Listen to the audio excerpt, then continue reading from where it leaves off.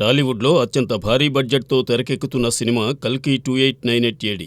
Young rebel star Prabhas కథానాయకుడిగా నటిస్తున్న ఈ చిత్రంలో బిగ్ బి అమితాబ్ బచ్చన్, లోకనాయకుడు కమల్ హాసన్, బాలీవుడ్ దివా దీపికా పదుకొనే ఇతర ముఖ్య పాత్రల్లో సందడి చేయనున్నారు.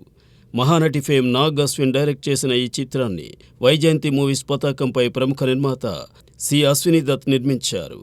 ఈ నెల 27న కల్కి 2898 ఏడి పాన్ వరల్డ్ మూవీగా ప్రపంచవ్యాప్తంగా థియేటర్స్లోకి రాబోతోంది. ఈ నేపథ్యంలో ప్రచార పర్వంలో వేగం పెంచింది బృందం. ఇందులో భాగంగానే ఈ నెల 10న కల్కి 2898 ఏడి ట్రైలర్ని విడుదల చేయబోతున్నారు. కల్కి 2898 ఏడి ట్రైలర్ జూన్ 10న విడుదల కానుండగా ప్రీ రిలీజ్ ఈవెంట్ని జూన్ 23న నిర్వహించనున్నారట. ఆంధ్రప్రదేశ్ రాజధాని అమరావతిలో జరిగే ఈ వేడుకకి ముఖ్యమంత్రి నారా చంద్రబాబు నాయుడు ముఖ్య అతిథిగా హాజరు కానున్నారట. చంద్రబాబు నాయుడు, నిర్మాత సి అశ్విని దత్ మధ్య ఎలాంటి అనుబంధం ఉందో ప్రత్యేకంగా చెప్పనక్కర్లేదు. ఆ అనుబంధం దృష్ట్యా 4వసారి ముఖ్యమంత్రిగా ప్రమాణ స్వీకారం చేశాక తను హాజరయ్యే తొలి సినిమా వేడుకగా కల్కి 2898 ఏడి ప్రీ రిలీజ్ ఈవెంట్కి అంగీకారం తెలిపారట బాబు.